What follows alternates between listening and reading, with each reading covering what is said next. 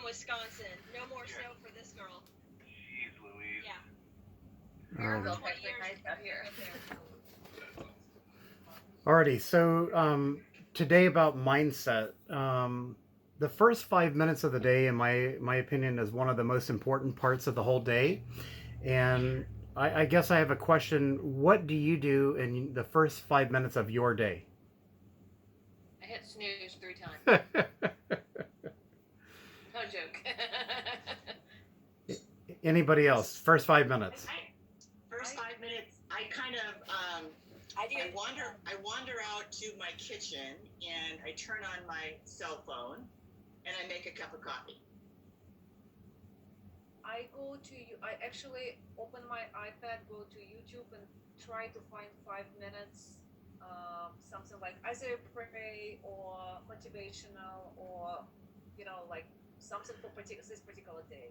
That's good. So, in the first 5 minutes, if you were to possibly have a couple new disciplines, number one, first thing that I do is, thank you for another day and thank you for my wife. Those are my first two gratitudes every morning. And then I go right into affirmations. And you've heard Tom say this over and over and over. I'm alive, I'm well, I'm full energy, yes. If you say that 200 times, I'm alive, I'm well, I'm full energy, yes, and you create more and more energy, by the 200th time, there's no way you cannot have a bad day. There's just absolutely no way. And so another thing is within that first 5 minutes, my focus is to drink a liter of water. My challenge to you is to drink at least 8 ounces. So one of the things is I'm on call 24 hours a day in the search and rescue team. I've always got to be hydrated. And one thing I'm going to go over a little bit later is about hydration and how that affects your body and how it affects you during the day. Affirmations. Who does affirmations here? So 3. Okay.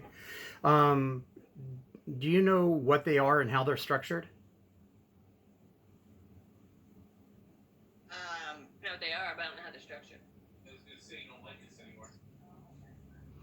So what they're designed to do, and they're supposed to be structured to program your mind in a certain manner. They have to be in the positive, in the present tense, and they have to be about you. If you're doing an affirmation about somebody else, it doesn't work. Why are they important? Because they are meant to attach to your subconscious mind so that they program you to do things automatically. Have you ever been like driving your car and then you drive for 20 minutes, you get there and you go, how did I get here? That's scary. More times than I like to admit. So that's the perfect example of why we need to do affirmations, because in that exact time, that's when the affirmations are working through our subconscious mind. Influence. This is big, and I raised my 3 kids on this. The power of influence is the biggest thing that we have in our life. Who are you spending your time with? So here's a good challenge for you. Write down 5 of the people that you spend the most amount of time with. Take their information, who they are, who they're becoming, their net worth, and then divide that by 5, and that's you. Wow. If you want to be better, you want to be more wealthy, I always focus myself, I look in a room and go, am I the poorest person in the room? And if I'm not, I'm in the wrong room. Because I always want to be around people that have more wealth than me, not just in money, but more wealth and knowledge, information. That's what I love about the superstar retreats, the one-on-one retreats, all that stuff. 90-10. This is a theory, and it's tried and true and proven, that I focused in over 10 years with Matthew Ferry. And my big argument and why I stopped with Matthew Ferry as a life coach, Matthew Ferry had 100% of everything you control. And that was my argument with him. And I'm like, no, I only have control of 90%. 10% are conditions. There's things outside of my control. I cannot control the government. I cannot control politics. I cannot control, the weather. All of these things, there's 10% that are conditions. They're just there. But if you can just consider this opportunity, and it is maybe thinking way out of the box, but 90% of your life is lived in your mind. we're not actually living in a physical world, we're living in a mental world. And everything that we process, you pull up at a stop sign, boom, you get hit from behind. Matthew had the argument, well, you attracted that. And so it's like, yeah, no, because it actually happened to me. And it's like, no, I did not attract that whatsoever. It happened. But then at that point, I had the choice of going and getting out of my car. And I just got done restoring this car. It's like the second time I drove it. Spent a lot of time, over 2 years, restoring it. I could have got out and yelled and screamed at her, or I could have went back and asked her, are you okay? I chose the route of, hey, are you okay? And I'm so sorry I hurt your car, da, da, da, boom, boom. Well, long story short, a year later, I sold her house, made over 30 grand. If I would have went back and yelled at her, would have I gotten that as a client? No. So that's the 90% of the choice that you make after you do that. You control 90%. And I wore this for this call, POW, MIA. Any prisoner of war that was ever spent any time as a prisoner, the only way they made it through was their mindset. They had to live in their mind and create a whole different world to get through that. And your reactions are key. And I'm trying to go through this quickly because we don't have, a ton of time. And if you have any questions at any time, feel free to stop me and ask me, and we can have a little discussion. Reality. What is reality to you? Well, you just told us that we live 90% of our lives in our minds, so crap. Yeah. It's pretty scary. You've never been in my mind. It's pretty scary. I'll just be honest with you. Yeah. You know. Yeah. You guys should have been in my brain yesterday. Yeah. Oh my God. So what is it? Is it real or is it not real? Well, reality TV It's is 6 not real. o'clock, man. You're like messing my brain up now. I feel like the Matrix now. Well, if reality TV is fixed, then Shakespeare said that life is a theater and we're all actors in that play. Yeah. Yeah. The theater. That is true. So reality is real, but only to us. So my reality. So here we are. We have 9 people on the call. Each one of us is experiencing the same thing, but each one of us is experiencing something different based upon our past experience and based upon where we're at in our mind right now. So the question is like Jay said, are blowing my mind. And my goal here is to make you think and to go out of the box a little bit. So if you understand the concept of reality is only your perception. And this is why I focus to stay out of a court of law, try to do nothing wrong. Because if I ever go into a court and they bring a witness, that witness is only going to bring their reality of what they thought they saw, not what actually happened. How can you prosecute technically on something? That's the scariest. That's probably my only fear in life. Is my being would be based upon somebody else's reality. Kind of a scary thought, huh? Yeah. Yeah. I'm actually writing Really scary. that'll be my first novel that I'm writing is based upon that. So it's and the interesting thing is everybody's perception is different. And do you know why? Past events. Mm-hmm. Yeah.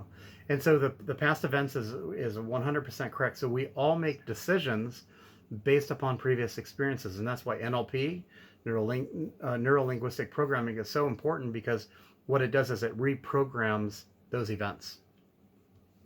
So the rejection. So Debbie and Vanessa, this is not to call you out, but I'm curious what your ideas are. What is rejection to you?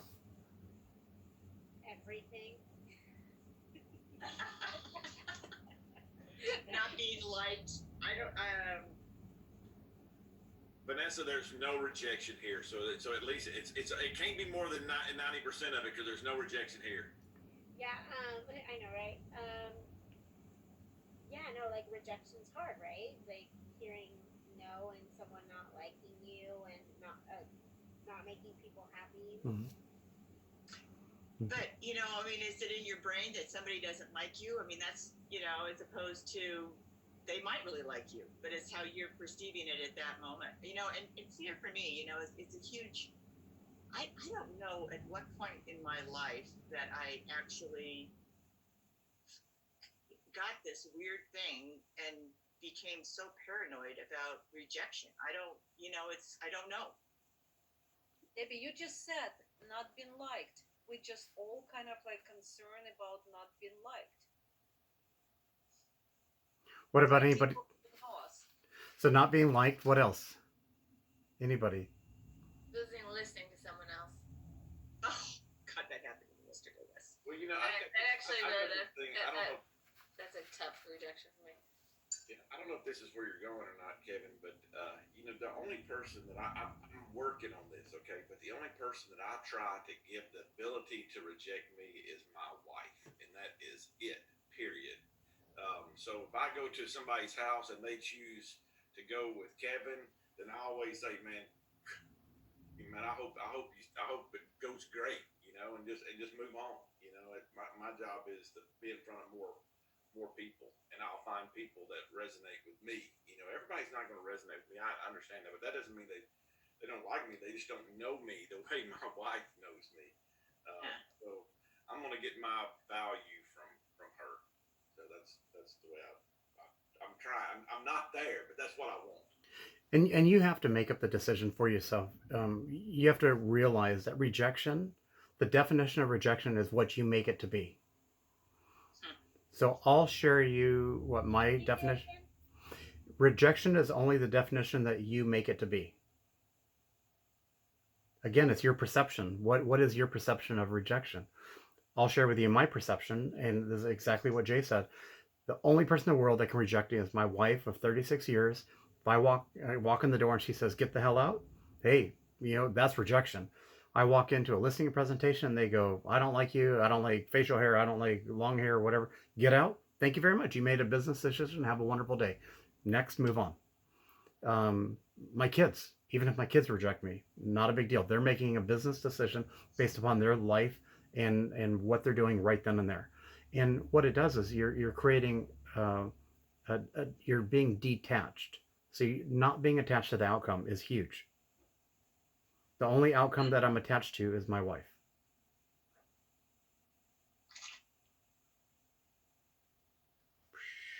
Well, I wish I would have had that conversation when I had a really good friend of mine list her property with somebody else in my community. So yeah, that just is like, that was unbelievable yesterday. So that just added to my day. So yeah. anyway, So that's yesterday, and I've detached. Good.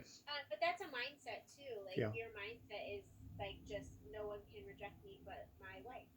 Like that's really all that is, right? Like Mhm. it's Everybody else is just making a decision for them. Good for them. Support them on that. And the interesting thing is when you get to that point where if they go, "I don't like you for this, that," perfect. Thank you. Can you tell me more? And they're like, because I want to know why you. Nobody ever tells you why they don't like you. People tell me. Oh, really? Well, because I'm very direct with them. Like if I don't like somebody, I tell them I don't like them. Get away from me.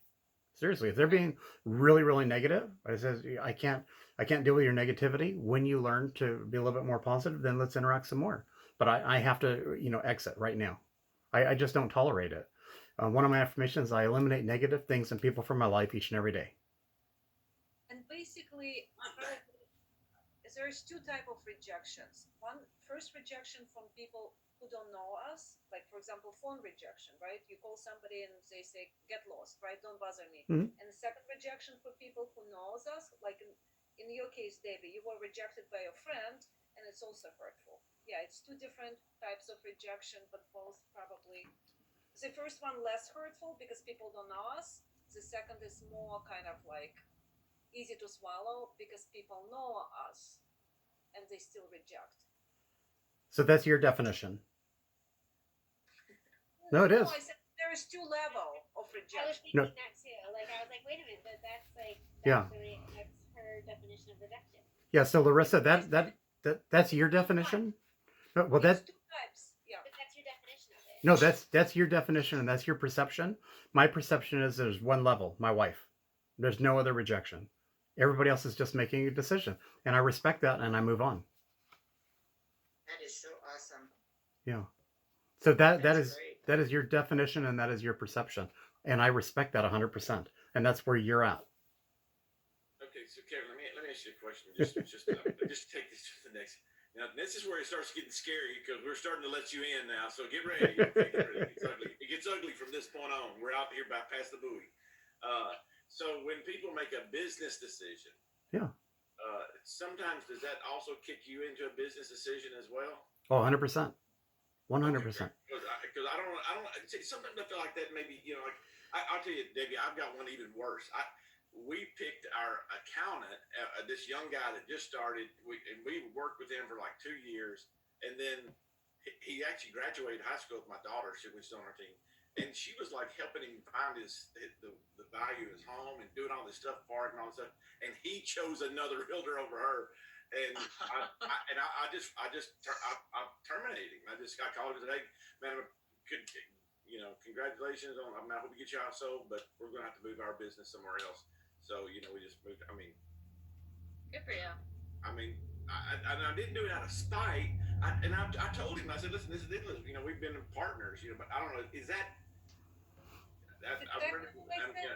It's exactly what I said. We have two types of rejections. It's easier to take it from somebody who don't know us. Much harder in your case.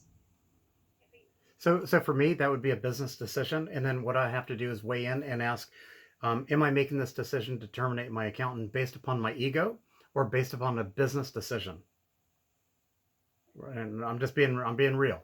No, I appreciate that. That's why I'm asking. Yeah. So for me, that would. I like you being straight.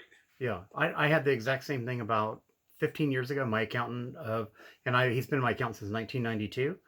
And the key is he ended up going with somebody else as well. And then I got really pissed off too. As I was like, dude, we talk every week and you're using somebody else, but somebody else was a specialist in that neighborhood. I was commercial. He was selling a residential property, and I do residential as well, but not, it's secondary. And so I just had to ask myself, is this ego driven or is this business decision? Do I want to continue with him? I respect him on who he is as an accountant. So I continued, and I still have him today. That was my decision based upon the facts. So yeah, and everybody has their own facts. But yeah, so what we have to do is rejection can be anything you make it out to be. Kevin, I have a question. Yeah. Did you discuss that with him, the accountant? I did. Just like Jay. I also have been told though I act way too quickly, so I have to think and stop and actually think before I do something. But so you discussed it with him. I'm very direct, and I asked him. His name is Scott. Scott, what's up? Why are you hiring them over me? And he said 100%. He goes, they're specialists in this neighborhood. They specialize in residential first. You're commercial first. Boom, boom, boom. I was like, I respect that 100%. Let's move on. Okay. Yeah. So I'm super direct, and so I really like to eliminate drama and things, and just handle things. Boom, boom, boom. Make a decision. Move on. That is so good. In rejection, for me personally, I define it to the narrowest possibility. So just what we talked about right now, getting the information from the accountant why he chose the other agent, and so now I know why, and then I can make my own decision and move either forward or backwards, or So that's one thing is mindset. We're either moving forward or moving backwards. We're never staying the same. And how I describe this is the earth is always moving. So we're either moving forward or we're moving backwards, because why we stay the same, the earth is pulling us backwards. So always be moving forward. So just challenge. Do you like it, love it, or hate it? It's, Most of the time, I love it. I like it. What are we talking about? Challenges. Do you, Yeah. do you like a challenge, love a challenge, or hate a challenge? Love it. I love it. What about everybody else? Find challenge. Again, it's different types of challenges, right? Well, again, it's your perception what a challenge is. So, Larissa, the thing that I'm finding with you is everything comes in twos. It's always right. You cannot define everything just by a couple of words, right? It's always black and white and differentiated between. Yeah, it depends. Everybody has their own perception. They operate differently. So, and knowing that, we can respect that and move forward. So liking a challenge will propel you. Loving a challenge will inspire and create passion. And hating the challenge will push you past it a lot of times. So if it does not challenge you, it will not change you. So I'm going to say that again. If it does not challenge you, it will not change you. So embrace the challenge, however you do it. Like it, love it, or hate it, but utilize it. And think about this. Like it, love it is one side, and hate it is the other side. Do you know where I'm going with this one? Pain and pleasure. That might help you decide whether you're a pain or pleasure person. Are you a pain or pleasure person? I have to use both. Yeah. So whenever I do a challenge, I have to have a let's just say if I have an income goal, let's just say let's just say if so if my goal for 2020 is to buy a new truck. So if I hit my goal by a certain time, I buy the new truck. If I don't, I have to stay in my old truck for another year. Pain and pleasure. I like that. Pain and pleasure. So it just depends. The way my mind works, because I'm just like all over the place. It's like I have to have both. Because sometimes I'm motivated by pain, sometimes I'm motivated by pleasure. I would say I understand too. Yeah. So 80% of the people are pain related. I think I'm pain. Yeah, 80% of the people are. That you need pain, not that that you need the pain, and also in order to push yourself forward. Yeah. I'm more like a pain person. It's the fear of missing out. It's the same type of scenario. Mm-hmm. Oh. Yeah. That would be me. Yeah. So and this is something that I added to this because it's something I heard over the last few calls. I wrote down in your head or written down. So are your goals, ambitions, dreams, are they in your head or written down? So listen. I think they're both for me, but I think since I've been in this group and I've been into coaching, I know that if I can just take it from here and put it on paper, it becomes really real. And that's what I'm discovering about me. You know, I'm always when I was getting my broker's license, I have to write everything down. I mean, I can't just study and underline something. I have to look at a sentence, pick up the main word, and write it down. So, needless to say, I had mounds and mounds of paper to try to get through my broker's class, which worked out well. But So who else? Written down or in your head? Always written down. Written. And about 12 different places too. Okay. Yeah, mine are written down. It's just I think I have too many. That's my. I think I need to boil it down to five real business changing, life changing metrics. Vanessa? I am written down. Never read it, never follow it, but I wrote it down. And is it Elena? Same thing. I read it, I write it down, but for some reason I don't follow it. But I have it written down. When I look at it, then I was like, oh yeah, I should have done that. Okay. And Joanne? I write it down, and I'm trying to get better about reading it every day. I definitely do my affirmations. I read those every day, and I write them every day. So just an analogy of speech patterns. The word try. We all have a perception of what each word means. There's a definition in a dictionary. To me, the word try means to set yourself up for failure. I actually try not to use the word try. I try. I correct it. I'm a very like if I use I change I'll correct myself and get to. But if I say try, I'm going to do that. Good. Or I'm going to attempt to do that. But I actually do correct the word try because try is only for failures. So in our business, we have like 30 laws, and one of them is there is no try, there's only do. That's the way they say it. yeah, try or do, and Yes. the other really really bad word is can't. So my kids growing up used to have to do 100 push-ups if they use the word try or the word can't. They're not in their vocabulary anymore. So. And their bodies are probably pretty buff, right? So well, I didn't believe in hitting my kids, so we did that. So in your head or written down. In your head they can change. Because today you say, okay, I want a red car. Then tomorrow you go, oh, well, that blue shiny one looks nice. Now it changed.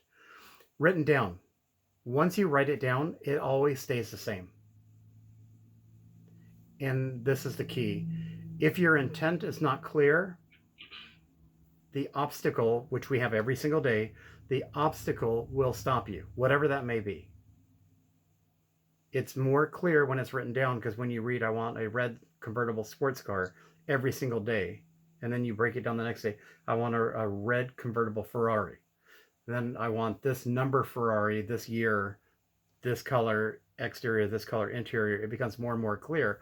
So when the obstacle comes in front of you, you're like, no, red convertible with the beige interior, sand interior, these rims, this, that, da, da, da, boom, boom, boom. It's just like, boom, you're right back on it and keep going. Doubt. Is doubt a factor in your business? In my life. What about anybody else? Times there, of course, times we're all human. There's times you doubt your abilities. You doubt, like, am I good enough? Am I pretty enough? Am I skinny enough? Pretty enough. You're pretty enough, Steve. So doubt, is it a factor? I break it down to 3 words: safety, security, or risk. Safety should be a concern, but it should not cripple you. So it's like, are you afraid of heights? Are you afraid to walk out on a ledge? Security. There's a reason why we're afraid of heights. Security is good, but you don't have to set real hard boundaries. And you have to set the boundaries for yourself. And what is the risk? To do or not to do. Some people are bigger risk takers than others. So that's how I break down doubt. And the key with doubt is you just, if you attack it, and I'm going to go on to the next one. The next one is fear, because when you doubt yourself too much, you create fear. And so fear. Does anybody have a fear that cripples them? Or, do you have a fear that enables you? I don't know if those two make sense. The telephone. The telephone, does that cripple or enable? It cripples me. Okay.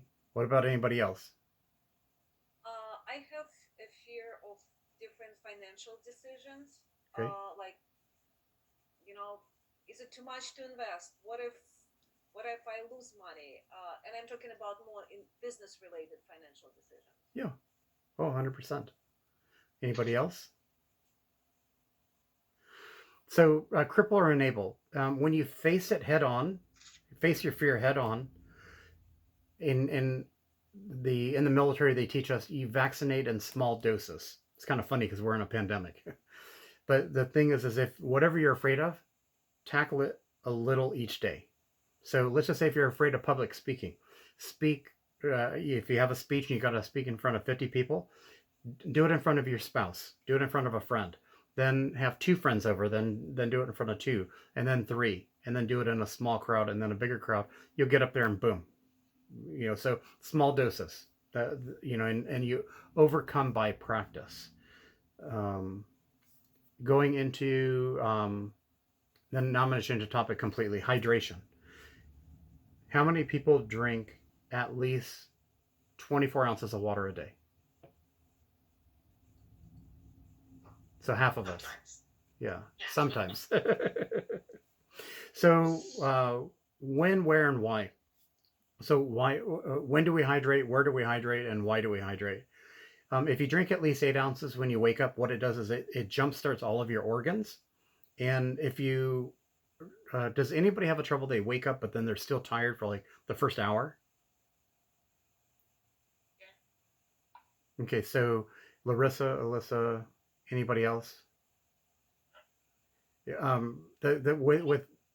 get tired my third hour. So like by 8 o'clock, I'm gonna be tired because I just woke up at 5. okay, That's like an hour of like tiredness is at 8 o'clock. how much water are you drinking in the first 3 hours? Probably not very much. Probably 0. Yeah. Well, I mean, I did just because I was on my bike, but yeah. Yeah. So as you hydrate, you're feeling. Sometimes when we get tired, it's because our organs are struggling. So the key is if you notice, if you wake up and you pound 8 ounces, at least, you won't be able to go back to sleep. If anybody has ever had a problem where they wake up and they're so tired and then they just, I'm just going to go back to sleep. If you get up and you drink 8 ounces, your organs are going to be alive and happy and well. They're not going to let you want to sleep. Except when you're hungover. Well, that's a totally different. You're talking a totally different. I can drink a bottle like this, and I sleep right after. A bottle of water. Yeah. Okay. 2 Advil and then fall right back to sleep. But that's a whole other story.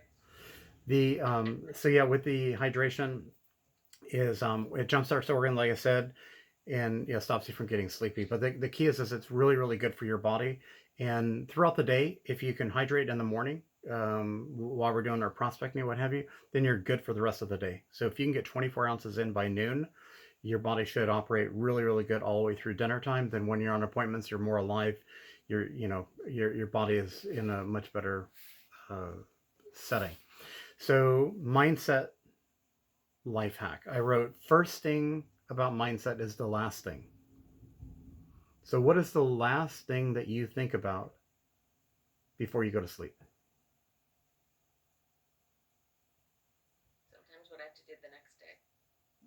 Mm-hmm. I'm a 12-year-old at heart. I can't tell you what I think about. Sorry, guys. Yeah. So if you can consider this opportunity or this perception of a different mindset, program your brain with the last thing you think of before you go to sleep. So what is it? If you look back and Think and Crouch, Napoleon Hill, he tells you to read those 5 things when you first wake up and just before you go to sleep. So let's just say if you have a major problem, you can focus on that problem, meditate on it before you go to sleep. I meditate for anywhere from a minute to 15 minutes before I go to sleep every night. And when I wake up, it's like problems are solved. It's like, oh, boom, da da da da da, because your mind's working on it while you're sleeping.